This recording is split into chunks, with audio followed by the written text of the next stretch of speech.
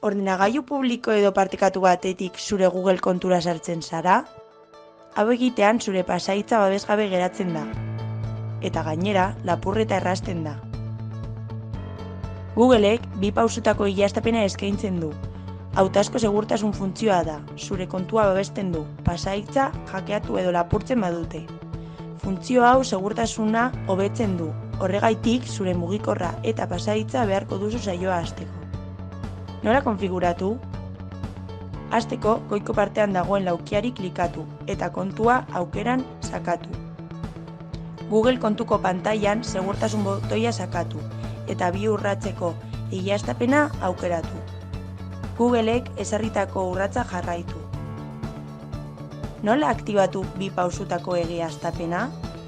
Erabiltzaile izena eta pasahitza sartu eta gero, Googleek egiaztapen kodea eskatuko dizu. Kode hau zenbakizko kode labur bat da. Googleek dei edo mezu baten bidez bidaliko dizu.